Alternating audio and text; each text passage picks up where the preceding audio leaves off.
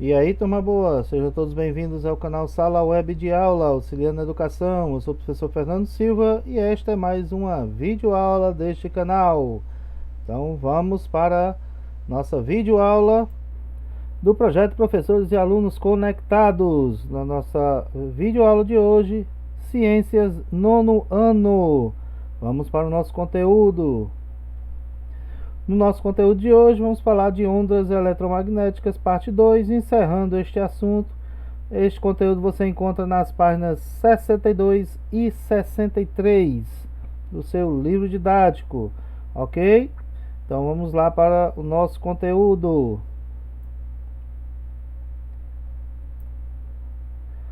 Nós vimos vários tipos, vários exemplos de ondas eletromagnéticas e faltou a gente apenas comentar sobre a luz invisível, ou seja, aquela luz que dentro dessa faixa 4,3 vezes 10 elevado a 14 Hz a 7,5 vezes 10 elevado a 14, ou seja, 14 casas, né? Hertz, dentro dessa faixa 4,3 a 7,5, nós temos a chamada espectro visível. Estão todas as cores do arco-íris que, embora muitas pessoas digam serem 7, nós já falamos sobre isso, na verdade são infinitas, porque temos vários, inúmeros, incontáveis tons diferentes de vermelho, alaranjado, amarelo, etc. Ok?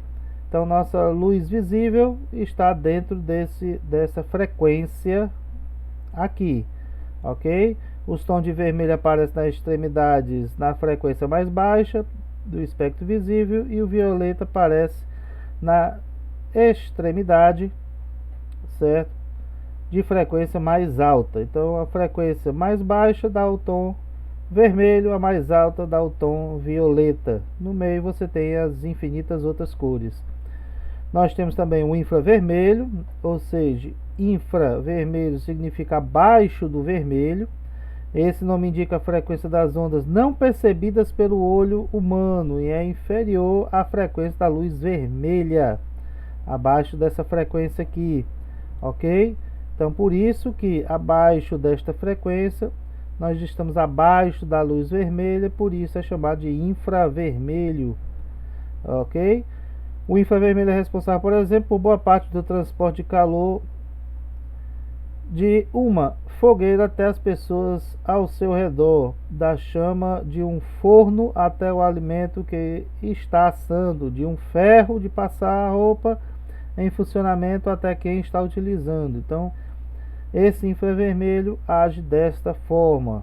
Nós temos também outro exemplo, é o ultravioleta, certo? Ultra, acima do violeta. Então, retomando, nós temos as duas extremidades da frequência. Abaixo desta frequência 4,3, nós estamos abaixo da frequência do vermelho. E aí nós temos o infravermelho. Acima de 7,5, 10 a 14 Hz, nós estamos acima da cor violeta, daí o nome ultravioleta, certo? Está acima da frequência da luz violeta. O Sol envia para a Terra, juntamente com a luz visível, ondas eletromagnéticas de outras frequências, como o infravermelho. Então, o Sol também transmite ondas de infravermelho e ondas de ultravioleta. Mais da metade das ondas ultravioletas provenientes do Sol que chega à Terra, nosso planeta, é absorvida pelo gás ozônio, presente na camada da atmosfera, situada a cerca de 20 a 30 km de altitude, conhecido como camada de ozônio. Então ela não chega com toda a sua força, graças ao gás chamado ozônio, formando essa camada de proteção que absorve boa parte desta frequência de ultravioleta e devolve para o espaço, certo? Se chegasse com a potência total do ultravioleta, nós seríamos assados, né, literalmente, né, queimados vivos em questão de segundos, ok? Então basicamente é isso, ultravioleta. Na outra falamos dos chamados raios-x, certo? Que foram descobertos em 1895, ok? Ao trabalhar com aparelhos que produziam descargas elétricas de gases a baixa pressão, ok? Então esses raios X, o próprio descobridor verificou que os diferentes tecidos do corpo humano são atravessados de modo desigual pelos raios X. Isso conduz a uma aplicação prática da medicina, as radiografias. Então esses raios atravessam os tecidos do nosso corpo, do corpo humano, de forma diferente. Os tecidos musculares de uma forma, tecido ósseo de outra, por isso que dá para você identificar, como aqui tem a radiografia, certo? Da mão e do pulso, como os raios atravessam esses tecidos, dá para você notar as diferentes frequências, certo? Aqui permite ver o músculo, mas aqui eu estou vendo o osso, né? O osso e não o músculo que está por baixo dele. Então nós temos aqui frequências de atuações diferentes da aplicação das radiografias, mas aí com porém, cuidado, certo? A exposição repetida de raio-x oferece risco à saúde, porque é uma radiação. E radiações pode causar muitos males ao nosso organismo, certo? Com a probabilidade do chamado câncer, ok? Por isso que os técnicos de radiografia, que estão usando constantemente aqueles aparelhos, usam aventais de chumbo e protegem-se atrás de uma parede desse metal. O chumbo bloqueia a passagem dos raios-x, certo? Então por isso que quem vai bater o raio-x fica com esse equipamento de proteção e atrás dessa parede. Apenas quem está à frente, ou seja, a pessoa que vai fazer a radiografia, é que vai receber esses raios-x. Como ela vai receber apenas naquele determinado momento, não vai lhe causar males. Mas para os profissionais que utilizam constantemente, ficar exposto a esse tipo de raio pode causar câncer. Por isso, do material de proteção. E os famosos raios gama, né, imortalizados aí no cinema com o incrível Hulk, né? Na ficção foram os raios gamas que transformaram, né, as células do incrível Hulk, certo? Um homem virando aí com tecidos que se regeneram, né? Tecidos aí à prova de bala e tudo mais. Mas os raios gamas possuem a frequência superior aos raios X, por isso mais cuidado ainda ao manusear. São ainda mais penetrantes e perigosos. Eles são produzidos por alguns materiais radioativos. Isso quer dizer que manusear esse material sem nenhuma proteção vai lhe causar males, inclusive câncer, e muito mais rápido do que o raio-x, certo? Os raios gama são muito mais fortes, a frequência é muito maior, certo? Nas explosões nucleares são emitidas enormes doses de raios gama. Nas usinas nucleares, processos envolvendo o núcleo dos átomos também produzem esses raios. Então, da energia nuclear é exatamente você obtendo a energia de dentro do núcleo do átomo, certo? Nesse caso, a radiação é retida por blindagens especialmente construídas para isso, mais fortes do que a de chumbo simples, certo? Aquela paredezinha de chumbo. São usados aonde? De modo controlado, sob indicação e supervisão médica, em uma técnica chamada radioterapia, certo? Que vai utilizar esses raios gamas que vão profundamente através dos tecidos, chegando até as células, coisa que o raio-x não chega, certo? Elas permitem o que? Esses raios permitem tratar pacientes com câncer em determinados estágios, lógico, né? Logo no início pode ser tratado com radioterapia, certo? Os raios gama são dirigidos para o lugar do tumor, certo? E eles matam as células dentro do tumor, essas células cancerígenas, certo? As células cancerosas. Então você pode ver aí a diferença entre os raios X e os raios gama, certo? Os raios X têm uma limitação, mas os raios gama chegam até a célula, certo? Então por isso um cuidado maior, ok? Então esse foi o conteúdo das páginas 62 e 63, ok? Nossa atividade de hoje, com base no conteúdo visto nesse capítulo sobre as ondas eletromagnéticas, isso nós estamos nos referindo das 57 até a 63, dessas últimas videoaulas, certo? Usando o que aprendeu, responda. Primeira, faça uma lista das utilidades das ondas eletromagnéticas em seu dia a dia. Eu utilizo as ondas dessa forma, com isso, com isso, com isso.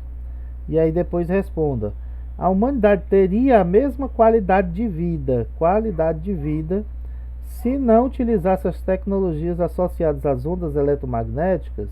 Justifique sua resposta. Seria nossa qualidade de vida seria a mesma sem a utilização dessas tecnologias das ondas eletromagnéticas? 2. Na sua opinião, qual dos tipos de ondas eletromagnéticas é o mais útil para você em seu dia a dia? Vai dizer que tipo de onda você utiliza com mais frequência, é mais útil para você e por quê. Certo? Os raios-x não são úteis apenas em medicina. Pesquise e responda qual é a utilidade dos raios-x na segurança dos aeroportos, como é utilizado os raios-x na segurança dos aeroportos e os raios-x na indústria. E aí coloque aqui, ok? Na quarta, em algumas cidades brasileiras existem sensores no pavimento das ruas, espaçados a intervalos pré-determinados, que, pressionados sucessivamente pelas rodas de um veículo, permitem avaliar a velocidade dele e, se estiver acima do permitido, fotografá-lo. Algumas pessoas chamam esse dispositivo de radar, mas não é correto chamar de radar, ok?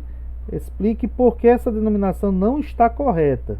Então, o que nós chamamos de radar, o radar eletrônico nas rodovias, e ruas, não é uma denominação popular, que foi comumente chamada de radar, mas essa denominação não está correta de acordo com o que a gente falou sobre as ondas eletromagnéticas.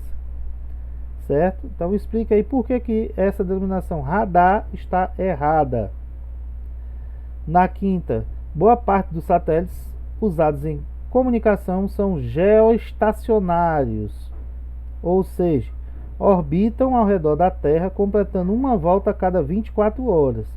O mesmo movimento que a Terra faz para dar uma volta ao redor de si mesma, no seu eixo, esses satélites chamados geoestacionários fazem também o mesmo percurso e levam o mesmo tempo, 24 horas. Isso acarreta o quê?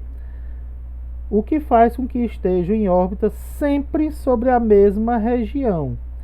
Eles estão em órbita girando, mas o giro deles coincide com o giro da Terra, certo? O movimento de rotação. Isso ocasiona o quê? Você tem esse satélite sempre em cima da mesma região. É como se ele tivesse parado em cima da região, mas na verdade ele está acompanhando o movimento de rotação da Terra. Explique por que é conveniente que um satélite usado em comunicações ele seja desse tipo. Por que fazer um satélite desse jeito? Geoestacionário, ok? Beleza? Vamos lá para a sexta e última. Pesquise em que época viveu Guglielmo Marconi.